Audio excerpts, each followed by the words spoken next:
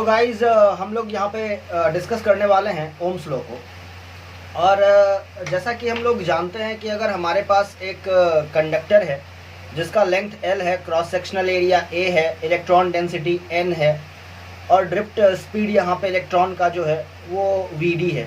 अगर ऐसा है तो करंट थ्रू द कंडक्टर, जो करंट इससे पास करता है, let us call it I, तो इस करंट की value I equal to NEAVd हमें पता होती है। और हमारा जो ड्रिफ्ट वेलोसिटी है that is given as E tau by m, where E is the applied electric field,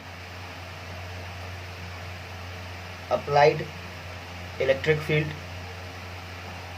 कहने का मतलब होता है कि जब हम लोग इस कंडक्टर को किसी वोल्टेज सोर्स या बैटरी के साथ कनेक्ट कर देते हैं तो यहाँ पे हम लोगों को ये पता होता है कि इस कंडक्टर के दोनों एंड के बीच का जो पोटेंशियल डिफरेंस होगा, कहने का मतलब इस एंड को अगर मैं A कह दूँ तो ये VA और ये VB, तो हमें पता होता है कि हमारा जो VA माइनस VB हो जाएगा वो इस सेल के EMF, late us call it V, तो हमारा सेल का जो EMF है V उसके बराबर हो जाएगा हमारे कंडक्टर के दोनों एंड के बीच का पोटेंशियल डिफरेंस। तो ये V is applied potential difference. और अगर हमारे कंडक्टर का लेंथ L है तो यहाँ से हम लोग कह सकते हैं कि हमारा जो E हो जाएगा that is given as V by L, considering कि हमारा जो इलेक्ट्रिक फील्ड है वो कंडक्टर के अंदर में यूनिफॉर्म है। तो ये जो E है वो हमारा अप्लाइड इलेक्ट्रिक फील्ड है which is coming from the cell, जो सेल पोटेंशियल डिफरेंस इस्टेब्लिश करता है हमारे कंडक्टर के दोनों एंड्स के बीच में, उसकी वजह से आ रहा है। tau is my relaxation time. और रिलैक्सेशन टाइम क्या होता है कि हमारे जो फ्री इलेक्ट्रॉन्स रैंडम मोशन कर रहे होते हैं तो उनके रैंडम मोशन के बीच में फ्रीक्वेंटली कोलिजन होता रहता है। तो ऐसे किसी भी दो सक्सेसिव कोलिजन्स के बीच का जो एवरेज टाइम इंटरवल होता है उसी को हम लोग रिलैक्सेशन टाइम कहते हैं। और यहाँ से हम लोग Vd को कैलकुलेट कर सकते हैं। और ये Vd जो है अगर मैं यहाँ पे I में सब्स्टिट्यूट कर देता हूँ then I will get I is equal to NEA into E tau by m, which is equal to NE square tau by m into AE। और ये जो ब्रैकेट के अंदर लिखी हुई क्वांटिटी है वो पूरे तरीके से कांस्टेंट है। इलेक्ट्रॉन डेंसिटी किसी भी मटेरियल के ऊपर में डिपेंड करता है तो वो कांस्टेंट है एज फार एज कि हमारा मटेरियल सेम हो। E is the charge of electron, वो कांस्टेंट है। tau relaxation time for a given temperature, ये भी कांस्टेंट होता है। और m हमारे इलेक्ट्रॉन का मास है वो भी कांस्टेंट रहता है। सो ये हमारे पास I की वैल्यू आ चुकी है। अभी अगर मैं इस A को LHS में ले आता हूँ then I will get I by A current by area is equal to, और ये जो पूरा कांस्टेंट है इसको सिंगल कांस्टेंट हम लोग सिग्मा कह देते हैं, इनटू E हो जाएगा। और sigma has got a name and it is known as conductivity.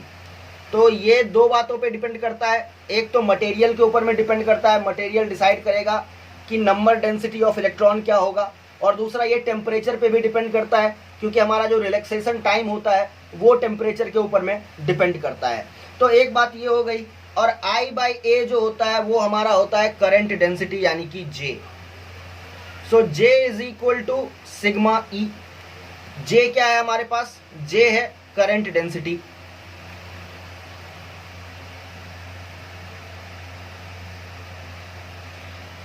अगर हम लोग इस चीज को वेक्टोरियली देखें तो करंट का फ्लो भी from higher potential to lower potential हो रहा है, और हमारा जो इलेक्ट्रिक फील्ड है ऑब्वियसली वो भी higher potential to lower potential होता है। कहने का मतलब है कि J और E दोनों का डायरेक्शन सेम है, तो मैं इस इक्वेशन को वेक्टोरियली यूज कर सकता हूं, और this is known as vector form of Ohm's law. So this is nothing but vector form of Ohm's law.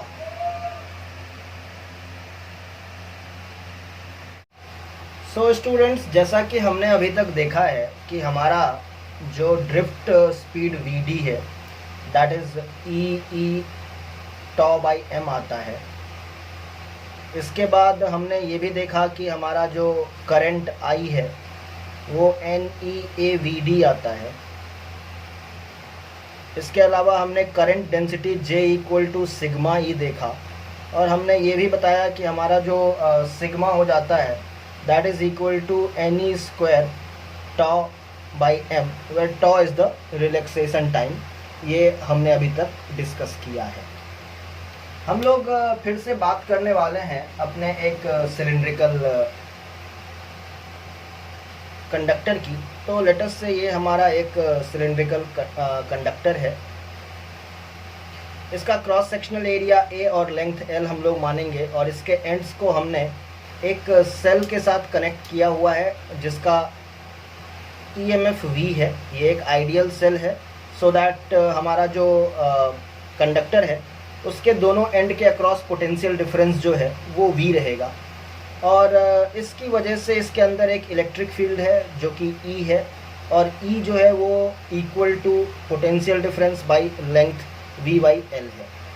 अभी जैसा कि हम लोग देख सकते हैं यहाँ पे हमारे पास I का जो इक्वेशन आया है, अगर हम लोग उसको फर्दर मैनिपुलेट करते हैं तो I इज़ इक्वल टू हमारे पास है NEAVD, और मैं VD की वैल्यू ऑब्वियसली लिखना चाहूँगा EE टॉ बाई m। तो ये हमारे पास करंट का जो इक्वेशन है वो आ गया है। Now I can also say that I is equal to NE square tau by m into EA। अभी जैसा कि E is equal to V by L है, उसी को हम लोग यहाँ पे सब्स्टिट्यूट करने वाले हैं, और इस तरीके से हमारे पास I का जो वैल्यू है, अभी आप ध्यान दीजिए कि ये जो NE square tau by m आया है वो और कुछ नहीं सिग्मा है। तो I equal to sigma E के जगह मैं V बाई L लिख रहा हूँ, और इंटू A आ गया। तो यहाँ से हम लोग क्लियरली देख सकते हैं कि हमारा जो V है that is nothing but I into L by A into 1 by sigma. अगर आपको याद है तो हमने सिग्मा के बारे में बताया था कि सिग्मा कंडक्टिविटी है। तो 1 बाई सिग्मा जो होता है इसको हम लोग रो कहते हैं, और ये होता है रेसिस्टिविटी, और इसी का दूसरा नाम स्पेसिफिक रेसिस्टेंस भी है। तो इसको हम लोग यहाँ पे 1 बाई सिग्मा को रो से रिप्लेस कर रहे हैं, और हमारे पास जो इक्वेशन आ रहा है वो आ रहा है V equal to I into rho into L by A। अभी ये जो क्वांटिटी है rho into L by A, इसको हम लोग कहेंगे resistance R। So it is resistance, और यहाँ से हमारे पास एक इक्वेशन आ रहा है V is equal to IR, और ये जो इक्वेशन है वो ओम्स लॉ का स्केलर फॉर्म है। So this is Ohm's law in scalar form.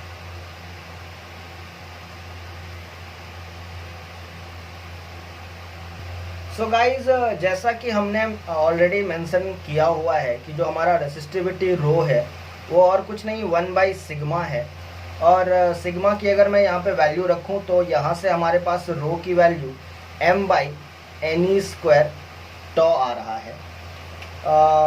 किसी भी पर्टिकुलर कंडक्टर के लिए जो n है इलेक्ट्रॉन डेंसिटी है, number of electrons per unit volume है, वो कांस्टेंट रहेगा। So for a particular metal अगर हम लोग बात करें तो m divided by NE square, ये जो टर्म है ये तो कांस्टेंट है, बट टॉ जो है ये टेम्परेचर के ऊपर डिपेंड करता है, और इसी डिपेंडेंस की वजह से हमारा जो रो है वो भी टेम्परेचर के ऊपर डिपेंड करता है।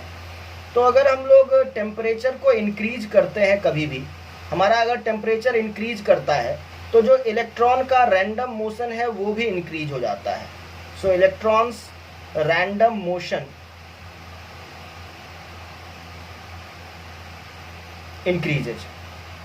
अब अगर रैंडम मोशन इंक्रीज हो जाता है तो हमारा जो कॉलिजन फ्रीक्वेंसी है, कॉलिजन फ्रीक्वेंसी कहने का मतलब है कि कितने नंबर ऑफ कॉलिजन पर सेकंड हो रहे हैं, वो भी हमारा इंक्रीज कर जाएगा।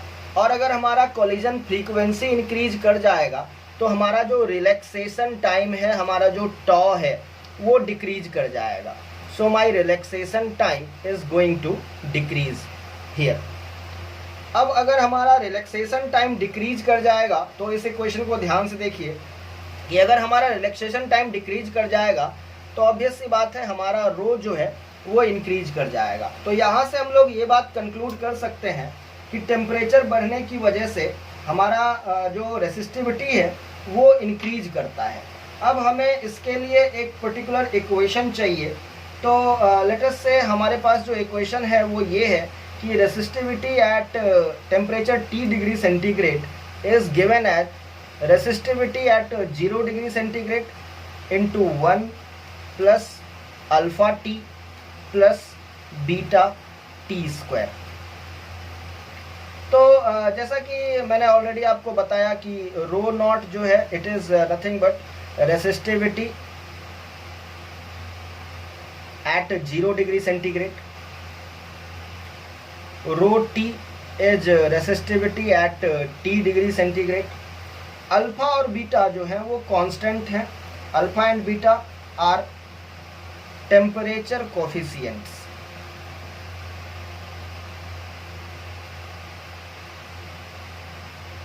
And also alpha is greater than beta, and it is positive for metals and negative for non metals। ये बात भी हमें यहाँ पे समझनी पड़ेगी। यहाँ पे मेटल का तो क्लियर है, बट नॉन मेटल का क्या है कि टेम्परेचर अगर हम लोग बढ़ाते हैं तो रेसिस्टेंस जो है वो कम हो जाता है, और इस चीज को हम लोग एकोमोडेट करने के लिए ये कह सकते हैं कि हमारा अल्फा और बीटा जो है वो नेगेटिव है in case of non metals. अभी जैसा कि हमने मेटल और नॉन मेटल के लिए बात की, वैसे ही एक स्पेशल एलॉय है that is manganin. So I have got a special alloy known as manganin, और इसकी खास बात ये है कि इसकी जो रेसिस्टिविटी होती है, so manganin resistivity is practically independent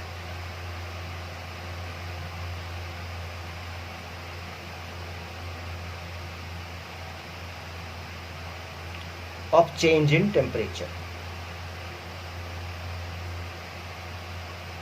यानी कि टेम्परेचर बढ़ाने से जो हमारा ये एलॉय है, मैंगनीन एक एलॉय है, इस एलॉय का जो रेसिस्टिविटी है वो टेम्परेचर के चेंज होने से कुछ खास फर्क इस पे पड़ता नहीं है। सो ये ऑलमोस्ट कांस्टेंट रहता है।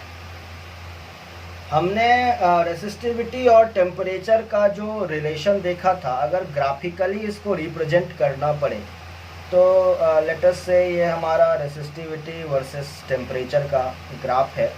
मेटल के लिए ये इंक्रीज करता है, इसीलिए इसका ग्राफ कुछ ऐसा आएगा। This is row versus T graph for metal. वहीं पे नॉन मेटल के लिए ये डिक्रीज करता है, तो हमारा जो रो वर्सेस टी का ग्राफ है वो नॉन मेटल के लिए कुछ ऐसा आएगा। So this is for non metal. तो that was the graphical representation of resistivity and temperature both for metals and non metals. यहाँ पे अभी एक और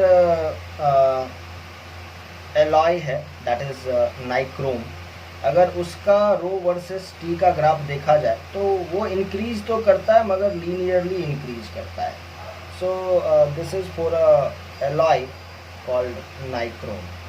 और हमारा जो सेमीकंडक्टर होता है उसका भी जो रो वर्सेस टी ग्राफ है वो नॉन मेटल की तरह ही होता है। सो नॉन मेटल और सेमीकंडक्टर, इसका जो रो वर्सेस टी ग्राफ है वो आप ऐसा ही याद रख सकते हैं।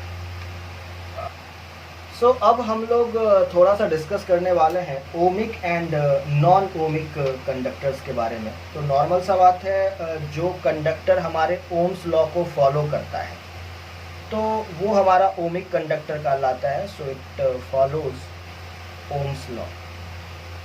और अगर इसके लिए हम लोग आई और वी का ग्राफ देखें तो ऑब्वियसली ये हमारा वी है और ये हमारा करंट आई है।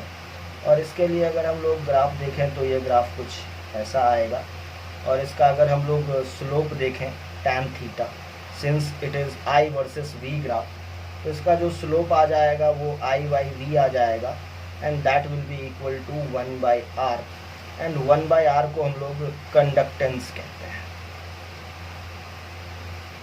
वहीं पे जो ये हमारा ओमिक कंडक्टर है इसको हम लोग लीनियर कंडक्टर भी कह सकते हैं। लीनियर कंडक्टर इसलिए कह सकते हैं क्योंकि इसका I वर्सेस V ग्राफ जो है वो लीनियर आया है। अब अगर हम लोग यहाँ पे बात करें नॉन ओमिक कंडक्टर की, सो let us talk about now non ohmic conductor. तो हमारा जो नॉन ओमिक कंडक्टर होगा उसका I वर्सेस V ग्राफ जो है वो लीनियर नहीं होगा सबसे पहले तो let us talk about I versus V graph. तो ये ग्राफ कुछ हमें यूँ देखने को मिल सकता है। तो जैसा कि हम लोग यहाँ पे देख रहे हैं कि ये ग्राफ स्ट्रेट लाइन नहीं है, तो इस वजह से हम लोग इसको कहते हैं नॉन ओमिक कंडक्टर। और नॉन ओमिक कंडक्टर की जो सबसे इम्पॉर्टेंट बात है वो ये है कि इसका रेसिस्टेंस हम लोग डिफ़ाइन नहीं करते हैं। हम लोग इसके रेसिस्टेंस की जगह डायनामिक रेसिस्टेंस को डिफ़ाइन करते हैं। एंड डायनामिक रेसिस्टेंस जो होता है वो V/I करके हम लोग डिफ़ाइन नहीं करते हैं। हम लोग बोलते हैं R dynamic is equal to dV/dI। कहने का मतलब है अगर हम लोग किसी भी पॉइंट पे एक टेंजेंट ड्रॉ करते हैं और उस टेंजेंट का यहाँ पे हम लोग स्लोप निकालेंगे, तो यहाँ पे जो हम लोग tan थीटा करेंगे that will be equal to dI/dV and it is equal to 1/R dynamic. तो यहाँ पे जो सबसे इम्पॉर्टेंट बात है कि स्लोप हर जगह पे चेंज होगा। तो यहाँ पे हम लोग कह सकते हैं कि जो रेसिस्टेंस है वो वोल्टेज पे डिपेंड करता है। सो रेसिस्टेंस डिपेंड्स अपॉन वोल्टेज।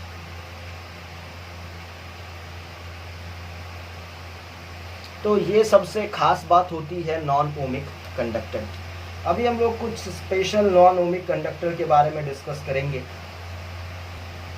सबसे पहले मैं यहाँ पे I versus V graph discuss करना चाहता हूँ एक PN डायोड का।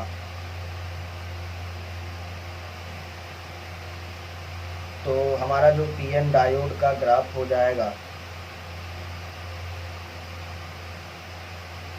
It is something like this. तो यहाँ पे भी हम लोग देख सकते हैं कि हमारा जो I वर्सेस V ग्राफ है वो स्ट्रेट लाइन तो बिल्कुल ही नहीं है। तो ये भी एक नॉन ओमिक कंडक्टर की तरह ही बिहेव कर रहा है। सो it is the IV characteristics of PN diode. और सेमीकंडक्टर चैप्टर में इसके ऊपर में हम लोग काफ़ी डिटेलिंग के साथ डिस्कस करेंगे। इसके अलावा अगर हम लोग एक और सेमीकंडक्टर की बात करें, सो let us talk about I versus V graph of a semiconductor GaAs। तो इसका जो ग्राफ आ जाएगा वो कुछ यूँ आ जाएगा। तो आप जैसा कि देख सकते हैं कि यहाँ तक ये जो वेरिएशन है I वर्सेस V का वो लीनियर है। इसके बाद इस सेगमेंट में अगर हम लोग देखें तो ये ग्राफ जो है वो नॉन लीनियर हो जाता है, ये भी नॉन लीनियर है। सो इस पॉइंट के बाद जो हमारा ग्राफ है वो नॉन लीनियर रहता है, लेकिन यहाँ पे हमारा जो स्लोप रहेगा इस रीजन में वो पॉजिटिव रहेगा। इसके बाद जैसा कि आप देख सकते हैं कि इस रीजन में स्लोप जो है वो नेगेटिव है। So let us take O A B C। तो O से A तक ये ग्राफ जो है वो लीनियर है, यहाँ तक ये ओम्स लॉ को फॉलो कर रहा है। A से B ये जो ग्राफ है वो नॉन लीनियर है ऑब्वियसली, और हमारा जो स्लोप है जैसा कि पॉजिटिव है, तो हमारा जो रेसिस्टेंस है वो पॉजिटिव है। B से C तक अगर हम लोग देखें तो हमारा जो ग्राफ है वो ऑब्वियसली नॉन लीनियर है, लेकिन हमारा जो स्लोप है वो नेगेटिव है। तो हम लोग कह सकते हैं कि इस रेंज में हमारा जो रेसिस्टेंस है वो नेगेटिव आ रहा है। नॉन ओमिक कंडक्टर के केस में यहाँ पे हम लोग एक और बात करने वाले हैं थर्मिस्टर के बारे में। सो ये एक बहुत ही इम्पोर्टेंट कंडक्टर है जो कि नॉन ओमिक है। अगर इसके I वर्सेस V ग्राफ की बात की जाए then it looks something like this. तो यहाँ पे हमें जो कुछ समझना है कि ये भी एक नॉन ओमिक कंडक्टर है और ये यूजुअली सेमी कंडक्टर से बनाया जाता है। इसका जो सबसे इम्पोर्टेंट चीज़ है वो ये है कि it is made up of semi conductors.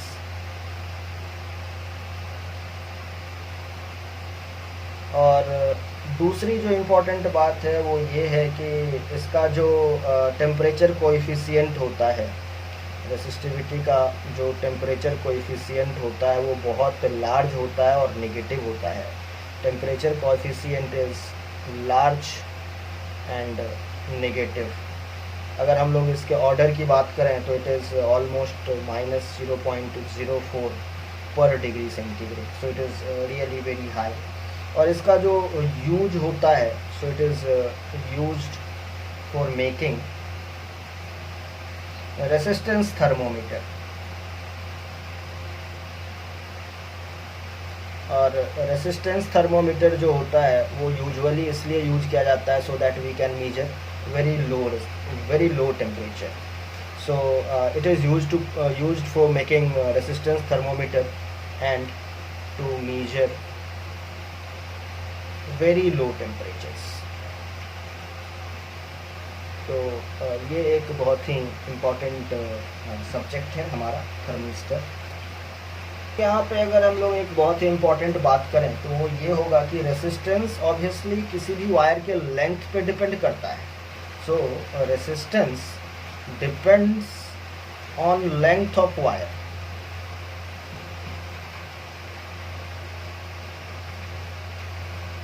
But not on its shape.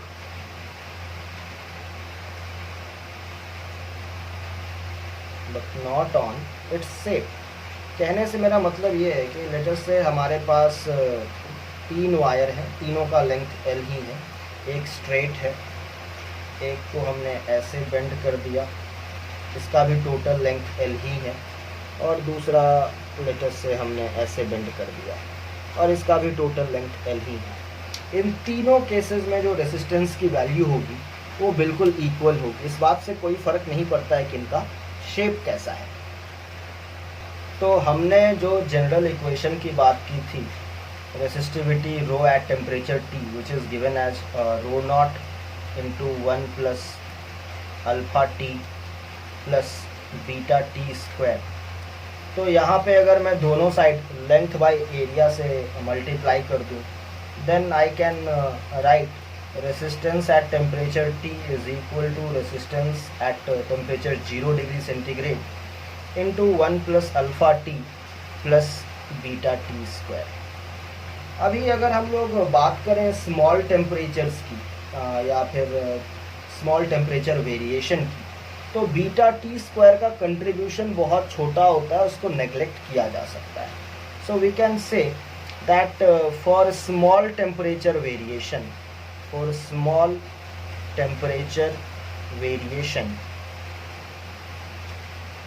I can say that rho at temperature T is equal to rho naught into 1 plus alpha T, and resistance at temperature T is equal to R naught into 1 plus alpha T।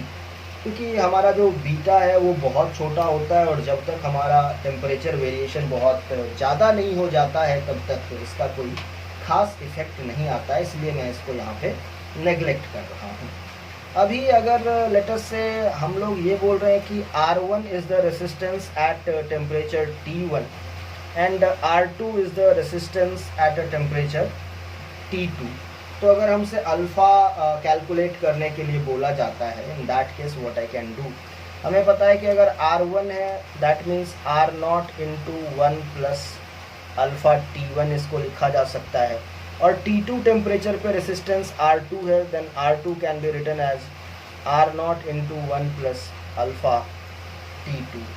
अगर मैं दोनों को divide कर देता हूँ then I will have R1 by R2 is equal to 1 plus alpha T1 by 1 plus alpha T2। अगर मैं इसको फर्दर सिंप्लीफाई करता हूँ तो यहाँ से मुझे अल्फ़ा की वैल्यू पता चल जाएगी and that value will be R2 minus R1 over R1 T2 minus R2 T1। और ये एक बहुत ही ब्यूटीफुल रिलेशन है between resistance, temperature and coefficient of temperature. तो that should be always remember. अभी यहाँ पे अगर हम लोग देखें तो हमने अल्फ़ा को कांस्टेंट माना हुआ है फॉर ऑल टेम्परेचर, लेकिन रियलिटी में अल्फ़ा जो है वो टेम्परेचर के साथ वैरी करता है। So I should keep this in mind that alpha varies with temperature. और हमारे पास जो रिलेशन है resistance at temperature T is equal to R0 into 1 plus alpha T। और अगर मैं इसको डिफ्रेंशिएट करता हूँ दोनों साइड टेम्परेचर के ही रिस्पेक्ट में, then here I will get dRT by dt। R0 constant है, बाहर रहेगा 1 का 0, अल्फ़ा इंटू टेम्परेचर का टेम्परेचर के ही रिस्पेक्ट में अगर हम लोग डिफ्रेंशिएशन करते हैं तो वो फिर 1 हो जाएगा। तो यहाँ से मैं अल्फ़ा की वैल्यू बता सकता हूँ कि 1 by R0 into dRT by dt होता है। So this is also a very important result.